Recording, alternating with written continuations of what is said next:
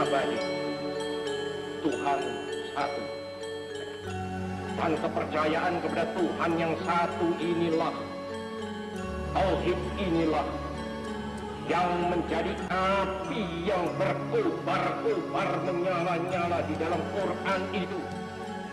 Dan jikalau api ini telah berkobar-kobar dan menyala-nyala pula di dalam dadanya seseorang manusia, manusia yang demikian itu menjadi manusia yang sebagai dikatakan oleh saudara Hamka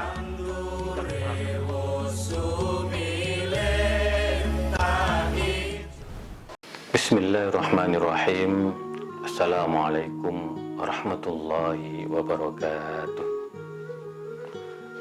Alhamdulillahirabbil alamin. Summa alhamdulillahirabbil alamin. Assalatu wassalamu ala sayyidil mursalin habibina wa syafi'ina wa maulana Muhammad wa ala alihi at-tayyibin wa sahbihi al-muntajabin wa tabi'ina lahum bi ihsanin ila yaumiddin. Alhamdulillah, puji Tuhan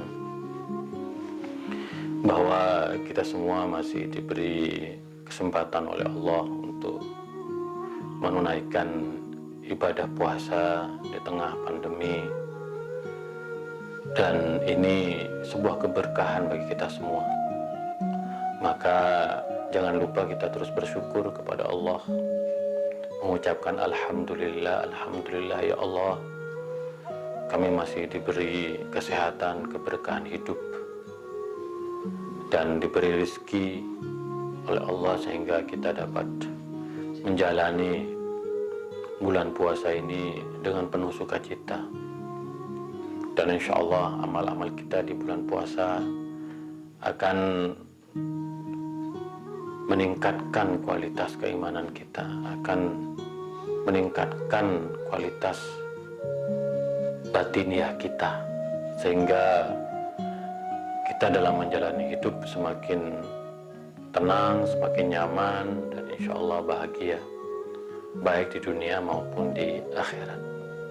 Salawat serta salam kita sampaikan kepada baginda Rasulullah SAW dan keluarganya. Allahumma sholli ala Sayyidina Muhammad wa ala ali Sayyidina Muhammad. Salawat-salawat kita ini juga akan menjadi obat hati, timbul-qulub, yang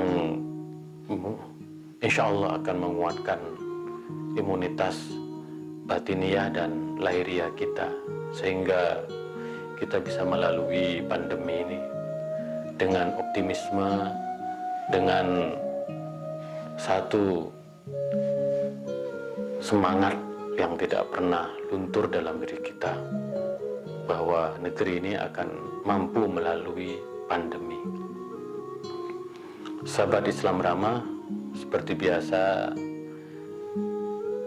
pada sore menjelang buka puasa saya akan berbagi tentang pemikiran keislaman Bung Karno, sebuah pemikiran yang penting dan relevan untuk kita angkat ke permukaan, karena pemikiran keislaman Bung Karno begitu sangat spesial, sangat istimewa, dapat dijadikan pegangan kita untuk memahami Islam, untuk menerjemahkan Islam dalam konteks keindonesiaan, untuk menjadikan Islam sebagai sumber inspirasi dalam menjalani kehidupan.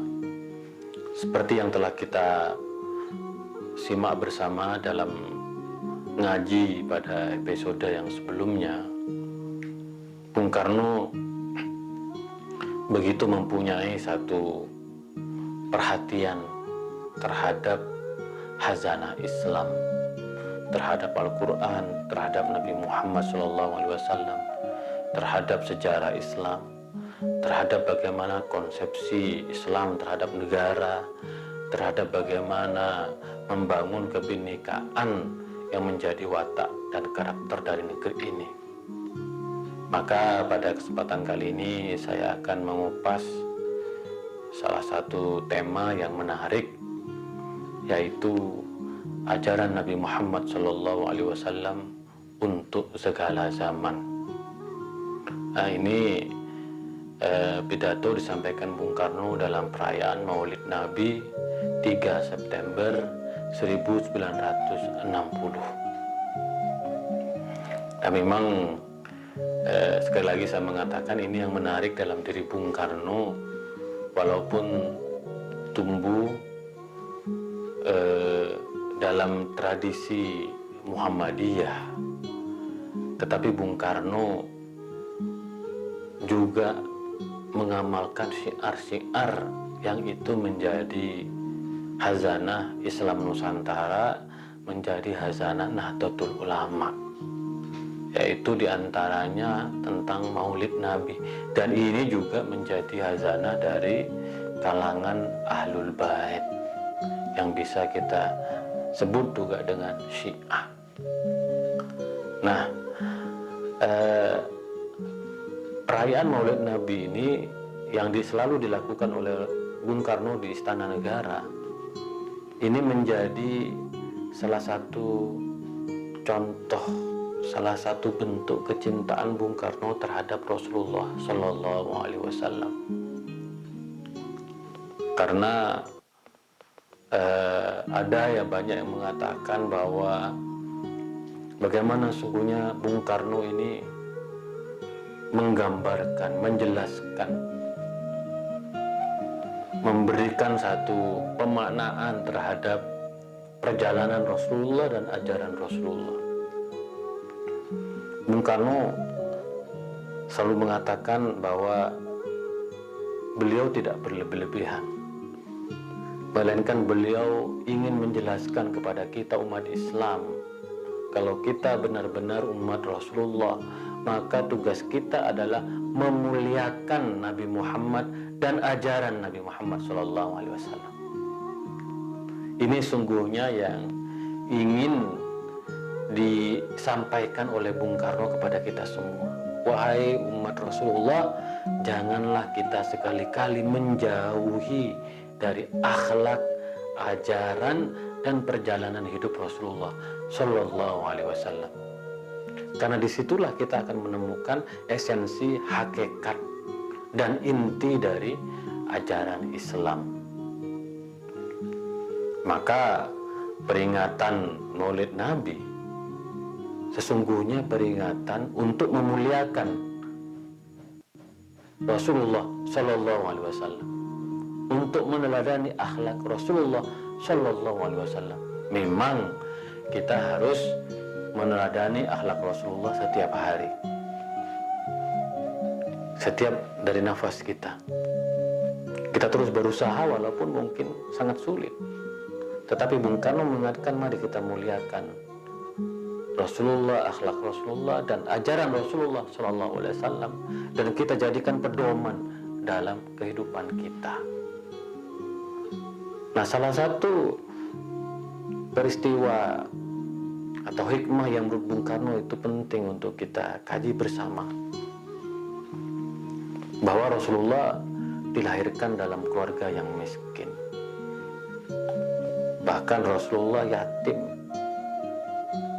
Dan ini kata Bung Karno harus menjadi pemenungan kita semua, refleksi kita bersama, bahwa Rasulullah yang lahir dalam keadaan miskin tapi mempunyai satu tekad, mempunyai satu niat, mempunyai satu visi yang jauh ke depan, sehingga Rasulullah sampai kepada puncak ketinggian yang sangat indah, yang cahayanya menerangi kita semua, tidak hanya menerangi umat Islam tetapi juga menerangi dunia. Maka dalam doa Rasulullah, Allahumma ahyini miskinan wa amitni miskinan wa jama'ani ma'az jumratil masakin. Ya Allah, lahirkan aku dalam keadaan miskin, cabutlah jiwaku dalam keadaan miskin, dan pertemukanlah aku dengan orang-orang miskin. Nah, ayat ini menunjukkan satu karakter,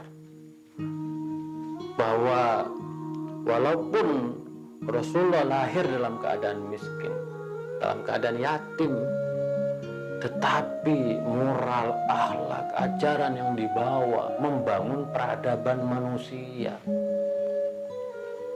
Maka kata Bung Karno, kalau di setiap negara mempunyai pemimpin-pemimpinnya,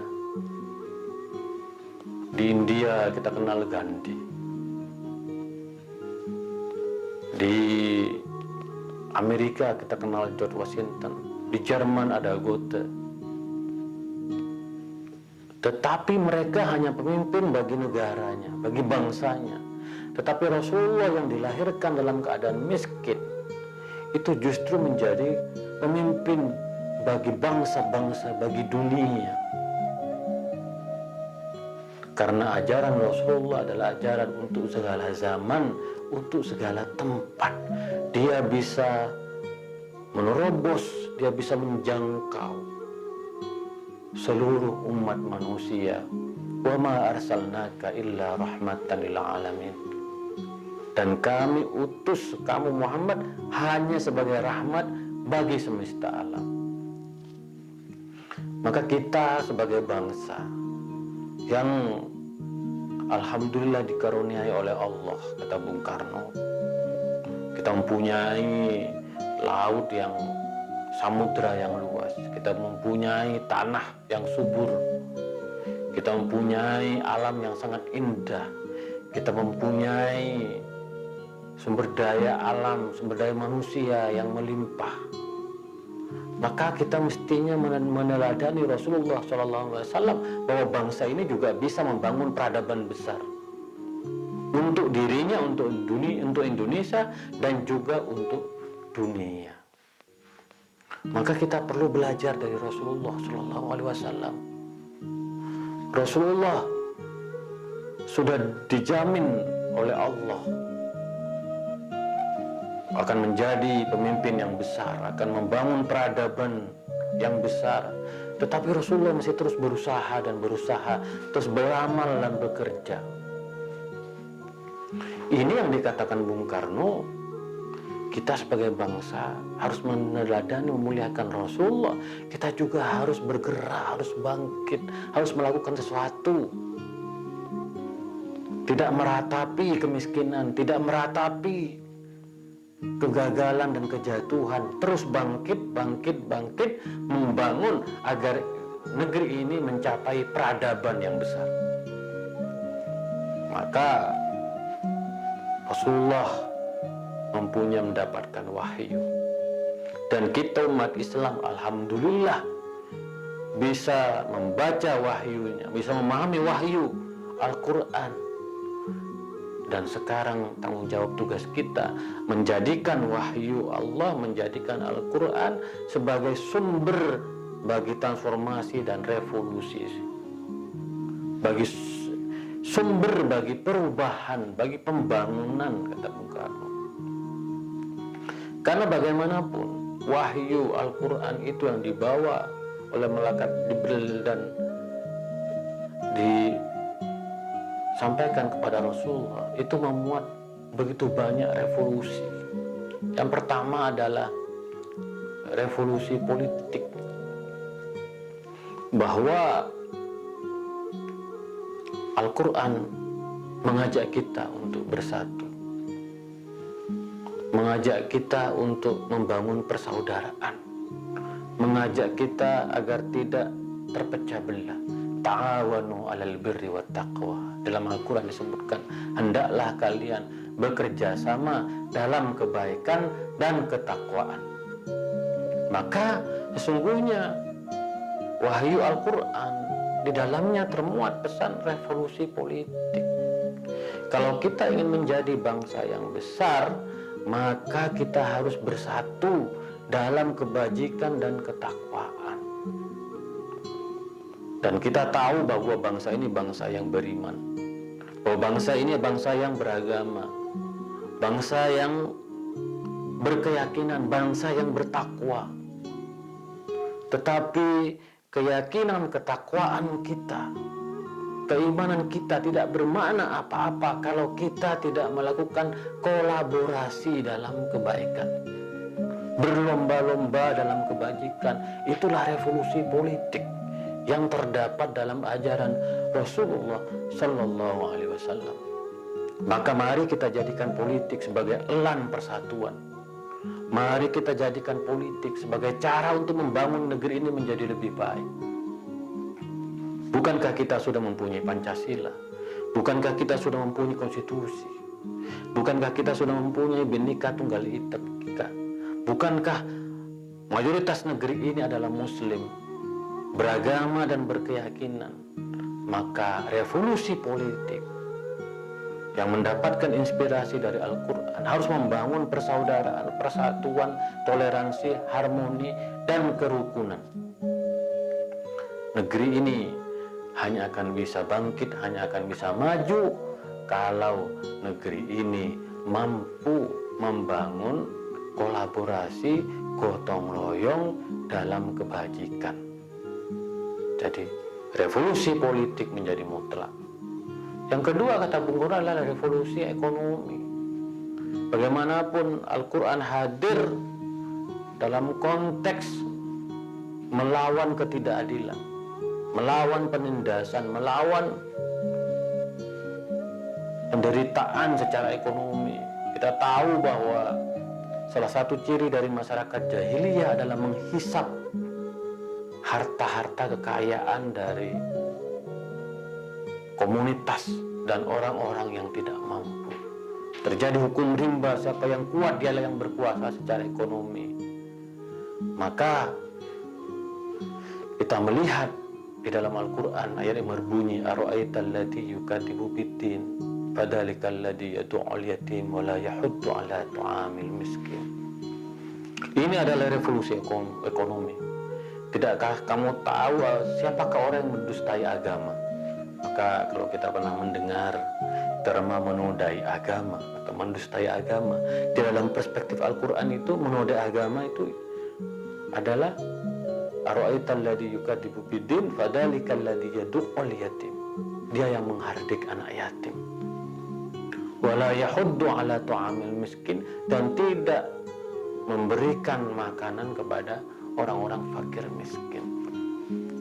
Ini adalah revolusi ekonomi, bahwa Islam meletakkan visinya melawan ketidakadilan, memberikan keberpihakan terhadap mereka yang lemah, yang tidak mampu, yang ditindas.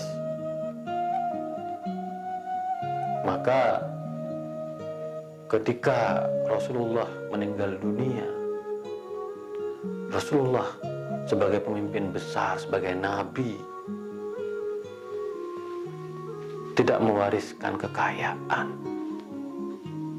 Rasulullah selalu memikirkan warganya, rakyatnya. Bahkan di banyak cerita saya selalu menangis, selalu merinding kalau membaca kisah-kisah bagaimana Rasulullah dan keluarganya, Sayyidah Fatimah, Imam Ali bin Abi Thalib, selalu mengutamakan makanan yang dimilikinya untuk diberikan kepada orang-orang yang tidak mampu, diberikan kepada mereka yang membutuhkan. Bahkan pakaiannya juga diberikan kepada umatnya. Itulah revolusi ekonomi. Ketika kekayaan negara, ketika kekayaan tidak hanya berpusat bagi orang-orang kaya, diberikan kepada mereka yang tidak mampu. Maka kata Bung Karno, Al-Quran di dalamnya ada revolusi ekonomi yang dapat menjadi sumber inspirasi bagi kita semua sebagai sebuah bangsa. Dan kita beruntung mempunyai konstitusi yang mempunyai keberpihakan terhadap orang-orang yang tidak mampu, memberikan keberpihakan terhadap keadilan sosial. Pancasila kita menggarisbawahi keadilan sosial bagi seluruh rakyat Indonesia. Ini adalah revolusi ekonomi, dan kita sebagai umat Islam harus menjadikan Al-Quran sebagai instrumen kita untuk mewujudkan keadilan, untuk melawan ketidakadilan dan penghisapan. Maka oleh karena itu, meneladani Rasulullah, memuliakan Rasulullah, diantaranya adalah mewujudkan keadilan.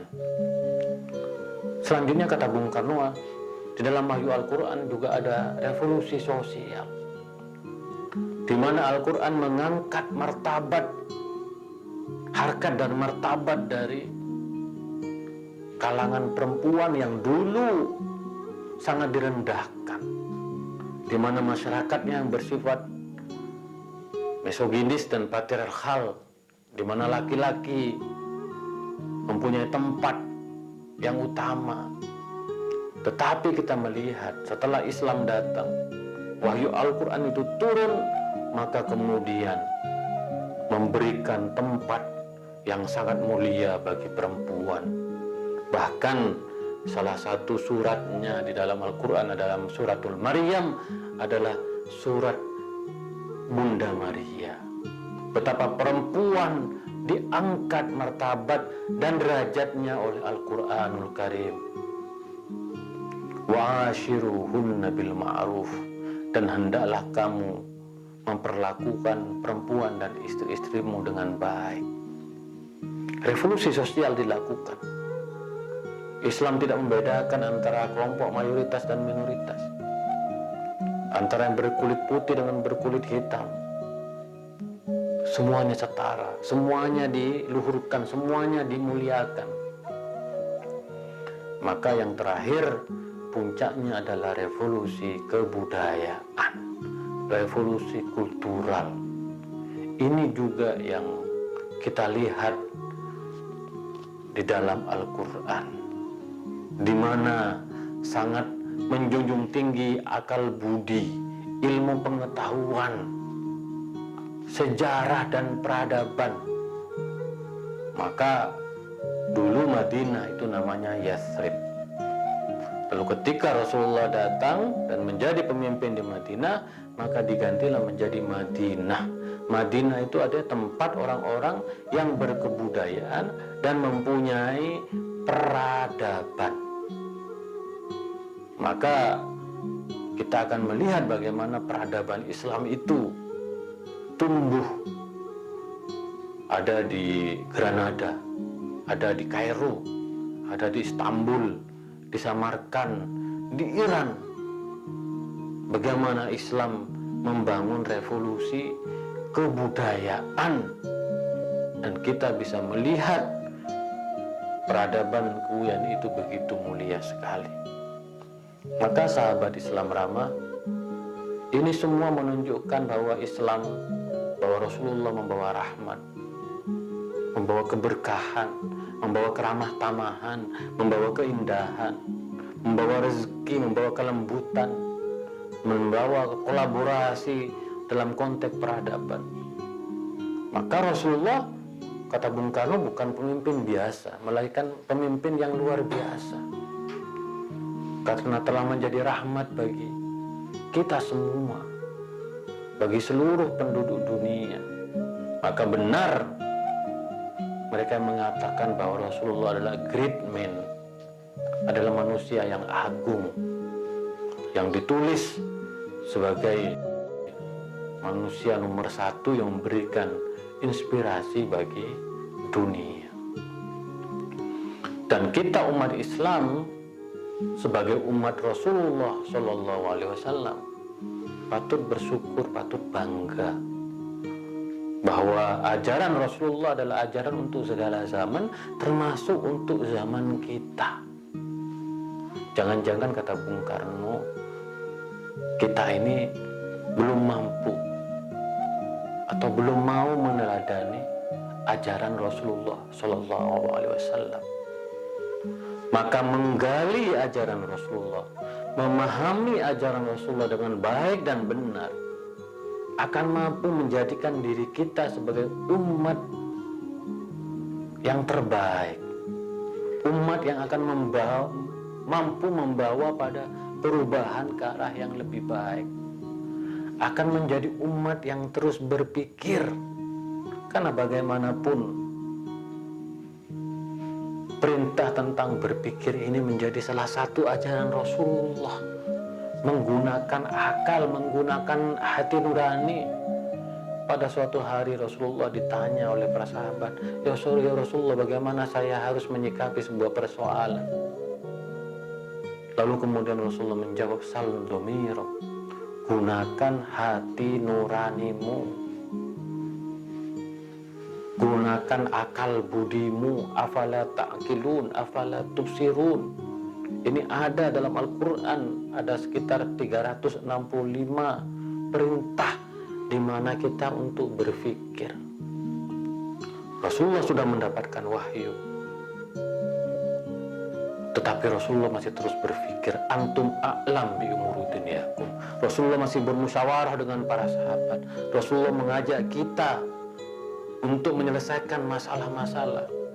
Rasulullah masih membangun strategi dalam perang.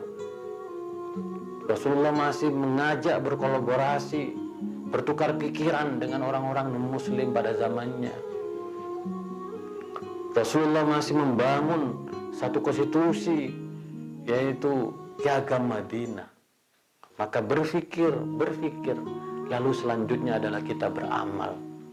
Kita bekerja dalam lapangan kita masing-masing.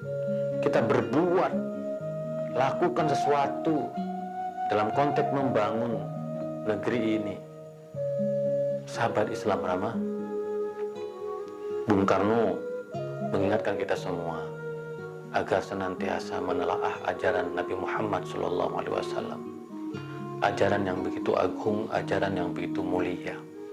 Kalau kita betul-betul mengkaji, mengaji, memahami, menginternalisasi ajaran Rasulullah, maka semestinya bangsa ini menjadi bangsa yang besar, tidak saling menggunjing, tidak saling memprovokasi, tidak saling menebarkan fitnah.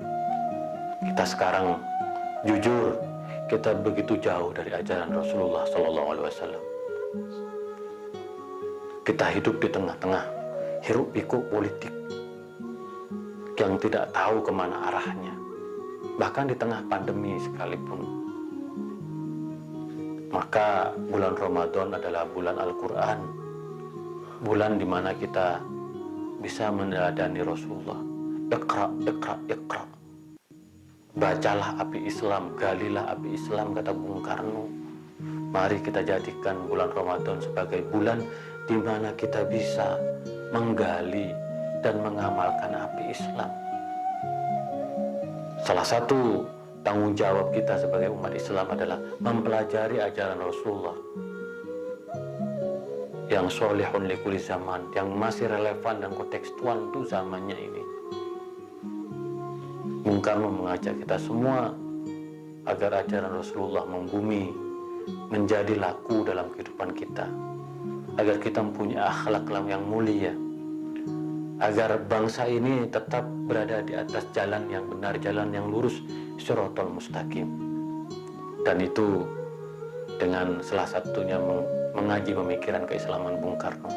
Alhamdulillah, saya juga bersyukur pada bulan Ramadan tahun ini diberi kesempatan untuk membaca pikiran-pikiran Bung Karno dan membaginya kepada sahabat Islam ramah semua. Saya berharap pikiran-pikiran keislaman Bung Karno ini menginspirasi kita umat Islam dan dapat menjadikan kita lebih yakin dengan ajaran Rasulullah, kita lebih yakin dengan kandungan Al-Quran, kita lebih yakin dengan fase-fase sejarah di mana Islam itu menjadi corong dari peradaban dunia. Sahabat Islam ramah, insya Allah kita akan lanjutkan ngaji pemikiran keislaman Bung Karno pada esok hari. Kurang lebihnya saya minta maaf. Mudah-mudahan ngaji ini akan menjadi bekal bagi kita semua untuk terus berbuat baik, untuk terus mencintai negeri ini, untuk terus menjadikan negeri ini sebagai negeri yang nyaman, damai, di dalamnya ada keadilan, di dalamnya ada perdamaian bagi kita semua. Demikianlah, wa ma taufiqi illa billah, alaihi tawakkaltu wa ilaihi unib, wallahul muwaffiq ila aqwamit thoriq. Assalamualaikum warahmatullahi wabarakatuh.